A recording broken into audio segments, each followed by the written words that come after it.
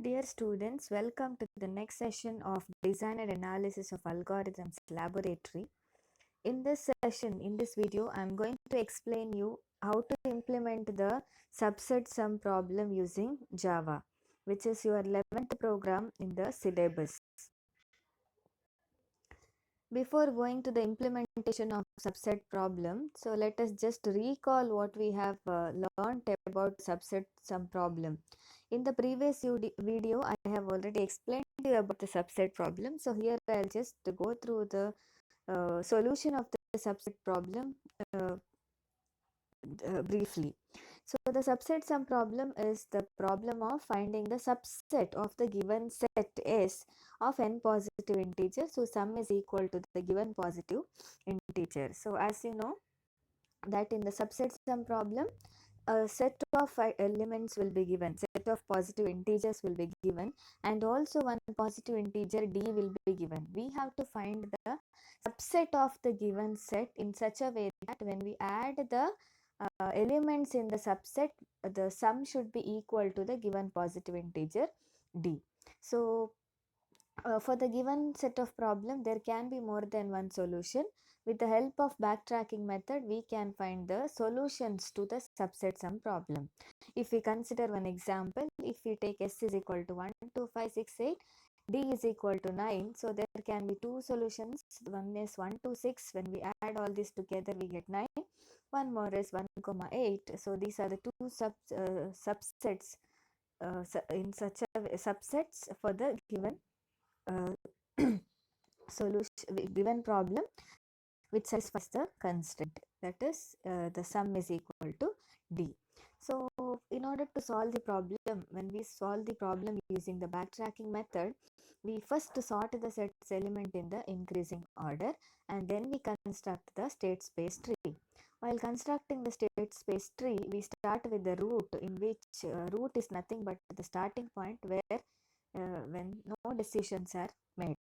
And then we move on to the left and the right children. The left child is nothing but including the including the element in the subset, and the right children denote what happens when we don't include the item. So similarly, again, when we go to the next level, the left child always denotes what happens when we include the next item, and the right child is actually to represent what happens when we don't include the element. So we continue like this, and while continuing we record the value of s bar. S bar is nothing but sum of the numbers, that is when you include the item, then we need to add that to the previous sum. If the initial sum is always 0, every time we include the item or the element, we add that to the previous sum. So when the sum becomes equal to d, that means we got a solution. We have a solution to the problem. So we need to report this solution. So if we want to get some more solutions to the same problem, then we can continue by backtracking. Backtracking means again you have to go back to the parents node and you have to continue drawing the tree. That is, each time the left child represent the inclusion of the item, right child represent the exclusion of the item. When suppose if the s bar is not equal to d, then either we can terminate it as a non-promising node. We can terminate the node as a non-promising node, but we have to see that whether the condition holds. So when we have to terminate, these are the two conditions for terminating. One is s bar. S bar is nothing but every time we are noting down the sum, so that sum is denoted by s bar. S bar plus si plus 1. Si plus 1 is nothing but the next item in the set. S denotes the set, next item in the set. If that is greater than d, suppose if you add this item, suppose if your sum is going beyond d, at that place we have to stop, because anymore, even if you consider the next item, that will be of no use, because anyways the sum has gone above d. That is one case. One more case is S bar plus j is equal to I plus 1 to nsj. That means you have finished scanning all the elements, and even after adding all the elements, you got a sum which is less than d. That means the sum is too small. In that case also we just have to stop, because we have considered all the elements, but still we were not able to get any of the element. We are not able to get the solution in such a way that the sum is equal to d. It is actually less than d. Now let us see how to implement this using Java. So here this is the class, subset class, in which initially we use one variable c. Actually the c is used to represent the total number of solutions. So initially we make c is equal to 0. C is equal to 0 says that there is no solution. So when we have started the problem, there is no solution. And then we start with declaring the elements. So here capital S, this is actually to store the elements in the set. Initially we'll be having the set, right? So that set, initially to store the elements of the set, we make use of the array S. And then we have some of the variables. One is n. N is actually to store the total number of elements, and d is the positive integer, which is actually the input, and then I is anyways the incremental variable, incrementing or decrementing. Sum is equal to 0. Sum is the sum of all the elements, so that we need it. We'll see why do we need sum of all the elements. And then x. So this x array is actually to represent the solution vector. If you remember the knapsack problem, in the knapsack problem also we have used the solution vector. So what does the solution vector uh, represent? So in the solution vector we can have two possible values. One is 0, one more is 1. If you are including ith item, now let us take, if you are including the first item, then x of 0 will be 1. So x of 0 indicates that the first item s of 0 is included in the subset. Suppose if x of 0 is equal to 0, that means the first item s of 0 is not included in the item. 0 means inclusion of the item. 1 means inclusion of the item. 0 means exclusion of the item. The particular item is not there. So in order to print, at the last we have to print which are the elements are present in the subset. So in order to get this result, so we make use of this x, which is a solution vector in which we can have only two possible values, 0 and 1.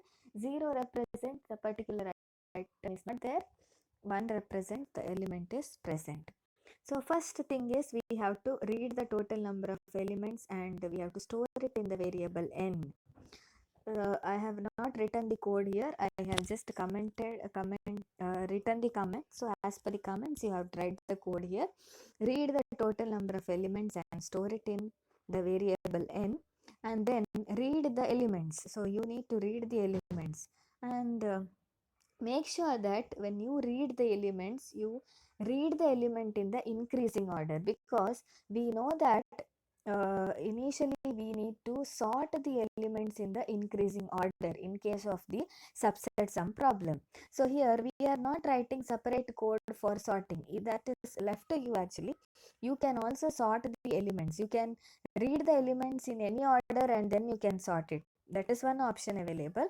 Or else while reading itself, you read the elements in the increasing order, but in the message you write, enter the numbers in the increasing order. So that will make your work easy. So you can read the elements in the increasing order, and the elements should be stored in the array s, and then read the value of d. So d is the positive integer. Then we are going to find the sum of all the elements of the set. So why do we need the sum of all the elements in the set? See, we know that suppose if the sum of all the element is less than d, then there is no point of checking for the solution, right? So what we do is we find the sum of all the elements. Now let us take an example. You have S is equal to 1, 2, 3. 1, 2, 3. When we add all these together, we get the sum as 6. Now D is equal to 7. We have D is equal to 7. So there is no chance of having any set, because even if you include all the elements, we get the sum which is actually less than D. Then there is no point in checking for the subset. So it is better we first find the sum of all the elements in the set, and then we compare that with the D. Suppose if that sum is less than D, then we can directly print that the subset is not possible and we can exit. And also there is one more condition. What is one more condition? If S of 0 is greater than D, we know that the elements are ordered in the increasing order. First element you consider, the first element itself is greater than D, then you will not get any of the subset in which for which the when you add the elements you will get the sum is equal to D, because the first element itself is greater than D. Then what is the point in going to the next element? That will be anyways, it will be greater than S of 1, so S of 0. So that is why these two cases, if sum is less than D or if S of 0, that is the first item, is greater than D, then you can directly conclude that the subset is not possible, and then you can exit from the program. Otherwise, only these conditions are false. If these conditions are false, then we are going to find the subset. So here we have the function called find subset. Find subset is actually to call the function in which we are going to find the subsets. So here 1, 2, 3, 4, 5, 6, total 6 parameters are there. So first two parameters are the values what we pass for the first two parameters are zeros. I'll show you the function find subset, and we'll see how this works. But remember, initially when you call the function, we call that as 0, 0. Actually, this 0 is nothing but, the first 0 is nothing but the current sum int CS, see, current sum. So that means initially when you start building the tree, at the root, the value is 0. That means we have not yet considered any of the item. So the sum is equal to 0. That is what it represents. And the next 0 is nothing but k, so this is actually the index of the item. So usually we start from the first item. So we start from the first item, index of the first item is what? 0. S of 0 is the first item, so index of the first item is stored in the k. So that is why these values are 0. First 0 indicates the current sum at the root node, sum is equal to 0, and then next 0 is we are starting from the first item. We have not yet scanned any of the item. We are going to start from the first item, so index of that first item is also 0. And next is sum. So sum is nothing but the sum of all the elements of the set. So this also we are going to use in the find subset function. And next is x. X is nothing but the solution vector. And then we have got S. S is nothing but the set in which we have stored all the elements, and D is the integer. So these are the total 6 parameters. So now even after this, suppose if C is equal to 0, even after you call this function, suppose because in the find subset program function, every time we find the solution, we change the value of C, we increment the value of C. So suppose if the value of C doesn't change, that means there is no subset possible. So immediately after find subset, we are checking the value of C, if it has changed or not. If it has not changed, then we print it as subset is not possible. So now let us see what is find subset program. We'll see the function of find subset. Yeah, this is the find subset function. So here you can see we have got CS. CS is nothing but the current sum. Initially it is 0. That is the sum at the root node is 0. And next we have got K. K is nothing but the element, the index of the first item. And R is nothing but the sum. The third parameter what we have passed is sum. So remember here, R is always the sum of all the element. And then X is the solution vector. S is the element of set of elements. D is the integer. So what we do, initially we make X of k is equal to 1. So X of k is equal to 1. So uh, as I told earlier, solution vector, in solution vector, if the value is 1, that means the element k is present. So here we are considering the element is present. If we include the item, then what happens? And then we compare. Now we are including the item. If you are including the item, you have to add that to the current sum. Current sum is initially 0. So now this is actually the left child, because in left child represent the inclusion of the item. So Cs plus S of k is equal to D. Now suppose if that is equal to D, that means that there is a solution. Whenever we get the sum that is equal to D, so we have got a solution. So equal to D, then we have got a solution. Every time we get the solution, you have to increment the value of C plus plus, then we print the value of solution. So solution, to print the value of solution, subset, that is the item which belongs to the subset, we make use of the solution vector. So wherever the x value is 1, that means the particular element is included. If otherwise, the element is not included. Otherwise, suppose if this condition is false, if Cs plus S of k is equal to D, this is false, it is not equal to D, then we check for one more case. What is one more case?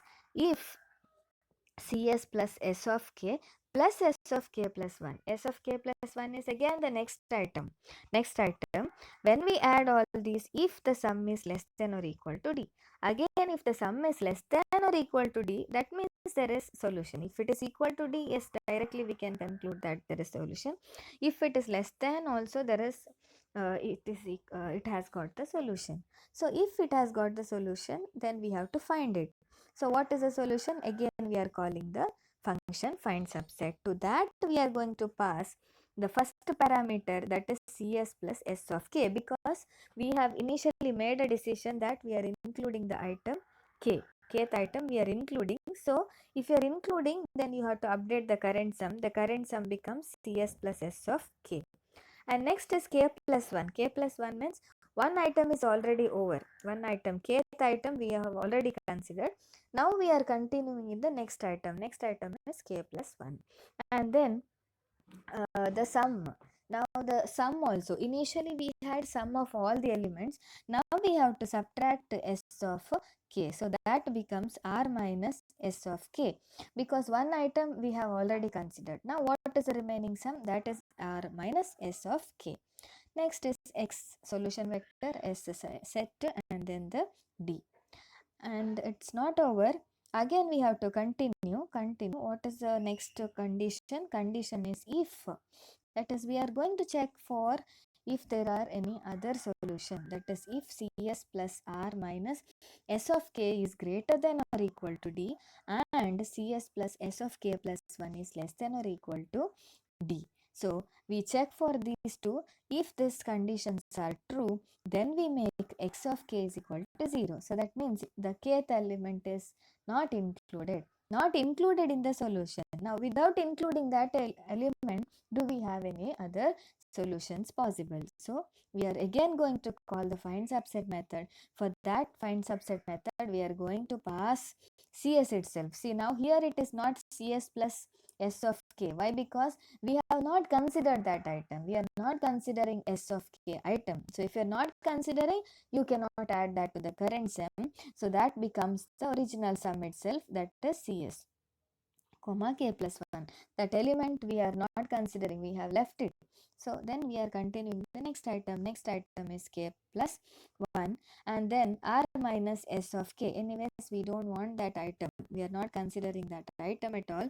So it is R minus S of k, and then comma x comma S comma D. So again we are going to call the function find subset of Cs comma k plus 1 R minus S of k x comma S comma D. So we are using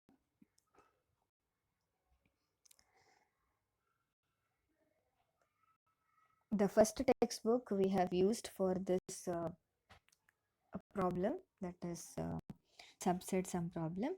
Let us trace this problem. Let us consider one example and we'll trace this program so that we'll get more understanding about this code. So I will consider one example in which the set S is equal to 1, 2, 3 and D is equal to 3, and we'll check how this how this function find subset works, and it will give you the solution.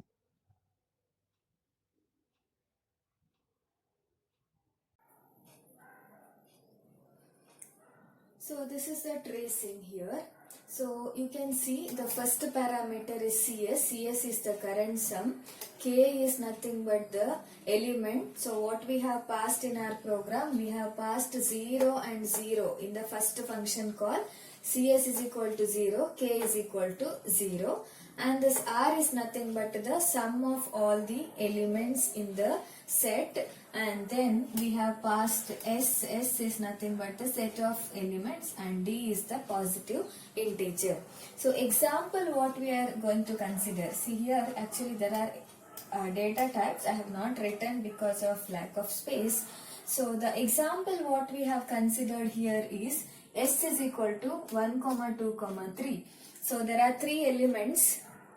N is equal to 3 and D is equal to 3. We have to find the subset of S in such a way that the total sum of these elements is equal to D. So what we do in the program, I have explained you the program, and in the program what we have done, we have initially calculated the sum of all the elements, and then we have checked for this condition. If a sum is less than or equal to, less than D. So here what is sum? When you add all these elements together, we get the sum as 6. So now check if that sum is less than D. D is what? 3. So D is 3. So 6 less than 3, condition is false. And then we check if the first element, what is the first element? In our case it is 1. If that is greater than D, if 1 is greater than 3, no, that is also false. If any of these conditions condition is true, then we don't have the solution. But here both of these conditions are false, so we can continue with finding the subset. So for while calling the function, what we call, we pass the first two parameters are as 0, 0, CS and K, and then the sum of all the elements which will be stored in R, and then X, S and D as it is in the function find subset. So CS is equal to 0, K is equal to 0, R is equal to 6. Now let us see the values. X of K. K we know that it is 0. So we make X of 0 is equal to 1. So what it indicates? It indicates that we are including the item 0. 0th item, S of 0 we are including. 0th means actually it is the first item. So we are including that. X of 0 is equal to 1. If we are including, do we get any solution? That we have to see. So X of 0 is equal to 1. So next we have to check for this condition. What is the condition says? If CS plus S of K is equal to D. CS is what? 0. We have passed 0 as the first function call. 0 plus S of K. S of K is first item. S of 0, that is the first item is what? 1. So 0 plus 1 is equal to 3. No, condition is false. If the condition is false, then we don't execute this. So we go to this else part. In the else part, what it says? In the else part, if CS is 0 plus S of K is 1 plus S of K plus 1. S of K plus 1, again the next item. Next item is what? 2. Whether that is less than or equal to 3. So condition is false. So 3 less than or equal to 3, condition is true. So if the condition is true, then what we go for this one function called find subset cs plus s of k. So find subset of cs is 0 plus s of k is what? 1, 0 plus 1, comma 1. 1 is nothing but k plus 1. K was initially 0. 0 plus 1 is 1. And 5. 5 is r minus s of k. So that is r was initially 6. 6 minus 1. S of k is 1. So r minus s of k is 5. So then x, s and d. So again we call the function find subset. Now again we come back to the function. So if the function, now we have the value cs is equal to 1, k is equal to 1, r is equal to 5. So again we'll continue with this x of 1 is equal to 1. So x of 1, x of k, now k is 1, so x of 1 is equal to 1. So what it indicates? It indicates that we are including the second item. First item anyways we have included. Now the second item also we are including. Do we get the solution? Now you check for this. If cs plus s of k, so cs is what? 1 plus s of k is what? S of k. K is 1 now. So it is s of 1. S of 1 is the next item 2. 1 plus 2 is equal to d. D is 3. 1 plus 2, yes, it is 3. So 3 is equal to d. So that means there is a solution. This condition is true. If this condition is true, we'll come inside this if.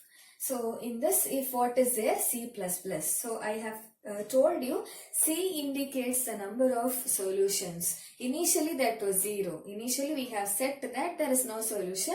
Now it is C is equal to 1. So that means there is one solution. Again we'll continue this. But now time being C is equal to 1. Now we print solution C is. Solution 1 is. What is the solution?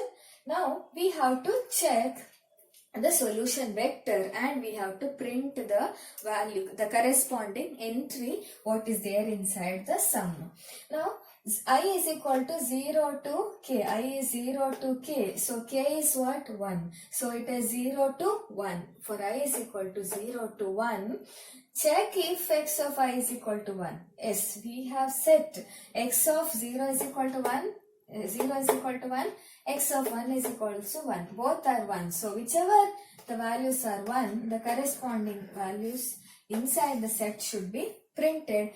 SOP, system.out.println s of I. So it will print s of 0, initial s of 0, and then I will get incremented. I becomes 1, 1 less than or equal to k. That is also true. So s of SOP, s of I, that is equal to s of 1, which is equal to 2, which will print the value 1, 2. So this is the first solution. This is solution 1. So we have not yet completed the solution, because if you see this problem, you know that there are more than one solution. There are two solutions actually. One solution is what? 1, 2. One more solution is what? 3. So if you don't consider that 1 and 2, the next element what is present 3. So that is also actually the subset and the sum. Sum anyways, the element itself, that is equal to D. So we have one more solution as well. So here we got one solution. Here we got one solution. So next, we were doing this, right? We have called this function call. Immediately the control will come to the next if. So here what is there? So here what we have? If cs plus sr r minus s of k is greater than or equal to d, and cs plus s of k. So this is the next statement that has to be traced. So here you know the values of cs, r, s of k, d. Substitute all these values and then try to find the one more solution for the same problem. So in the same way how we have substituted the values, so substitute for this also, and you see that you will get one more solution for this problem. Execute this program and post the output in your lab work by next weekend. Thank you.